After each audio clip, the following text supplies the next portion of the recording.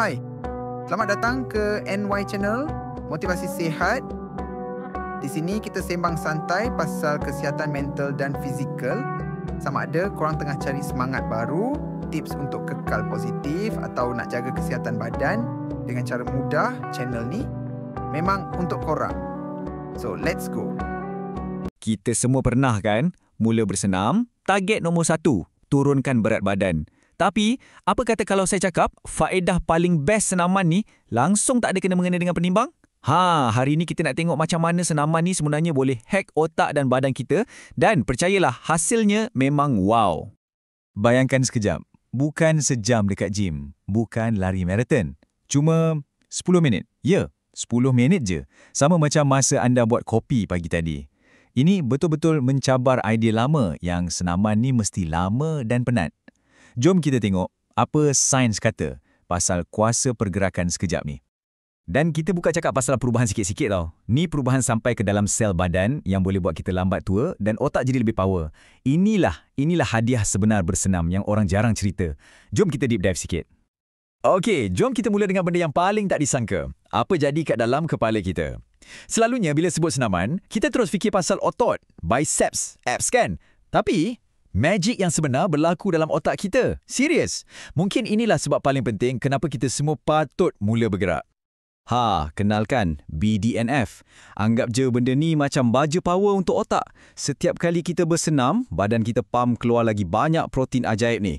Ia tolong bina sel otak baru, jaga sel lama dan tajamkan fokus kita. Boleh kata senaman ni secara literal buat otak kita jadi super sihat. Siap boleh jadi perisai lawan penyakit macam Alzheimer. Okey, otak yang sihat perlukan aliran darah yang sihat dan ini terus bawa kita ke satu topik yang sangat-sangat penting untuk jantung kita, kolesterol. Kan kita selalu dengar pasal ubat nak kawal kolesterol, tapi macam mana kalau ubat paling power tu sebenarnya dah ada dalam diri kita? Ya, cuma dengan bergerak. Okey, nak faham macam mana senaman ni boleh tolong, kita kena kenal dulu player dia. Bayangkan LDL, kolesterol jahat ni, macam sampah yang suka sumbat paip arteri kita. Lepas tu ada pula HDL, kolesterol baik. Dia ni macam clean up crew yang datang kutip semua sampah tu. So, misinya senang je. Kurangkan sampah, tambah lagi clean up crew. So, macam mana senaman buat kerja dia? Simple je. Nombor 1, bila kita bergerak, badan kita hasilkan lebih banyak HDL. Ingat tak? Clean up crew kita tu.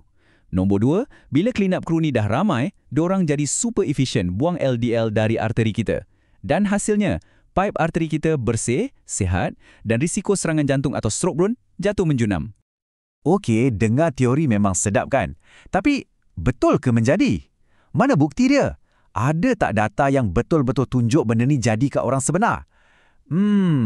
Jawapannya, ada. Dan datanya memang padu.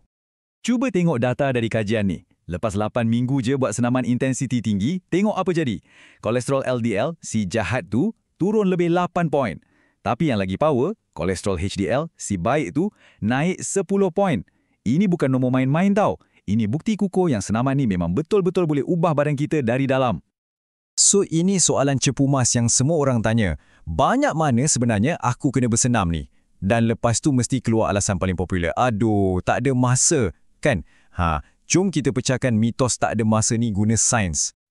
Okey, kalau ikut saranan rasmi, diorang kata kita perlukan 150 minit seminggu. Maknanya, lebih kurang 30 minit sehari, 5 kali seminggu. Bila dengar 150 minit, rasa macam banyak gila kan? Rasa macam nak kena panjat gunung, betul tak? Dan itulah realitinya untuk kita semua. Dengan kerja, keluarga, macam-macam benda lagi nak kena buat. Mana nak cari 30 minit setiap hari? Rasa mustahil kan? Sebab itulah ramai yang give up awal-awal lagi. Tapi, apa kata kalau ada cara yang lebih smart, bukan lebih susah? Dan di sinilah saintis-saintis macam Martin Jibala ni masuk. Dia tak tanya berapa banyak senaman kita perlukan. Dia tanya soalan yang lagi best. Berapa sikit je senaman yang kita boleh buat, tapi masih dapat hasil yang gempak. Soalan ni lah yang ubah game terus. Dan jawapannya, ialah HIIT. Atau nama panjang dia, Latihan Selaan Berintensiti Tinggi. Konsep dia senang je. Buat senaman betul-betul all out untuk sekejap, lepas tu rehat. Ulang balik. So, daripada jogging 30 minit, bayangkan anda lari pecut sekuat hati untuk 30 saat je. Kualiti lawan kuantiti. Tapi, HIIT ni untuk jimat masa je ke? Tak, jauh sekali. Kajian besar-besaran dapati yang HIT ni sebenarnya lagi power turunkan kolesterol jahat berbanding kardio biasa. Cuba tengok ni, penurunan LDL dengan HIT 2 kali ganda lagi banyak. Maksudnya, kurang masa tapi hasil lagi padu. Dan tak semestinya kena buat HIIT yang formal pun.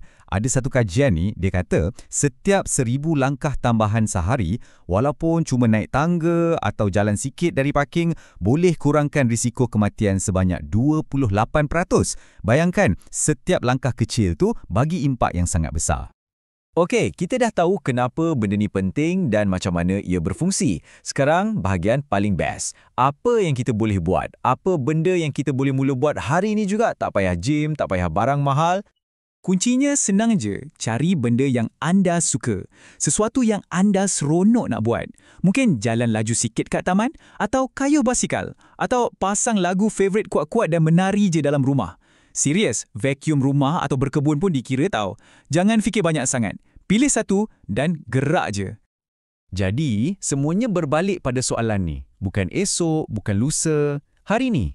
Dalam sehari suntuk yang sibuk ni, kat mana anda boleh curi 10 minit untuk diri sendiri, untuk otak anda, untuk jantung anda.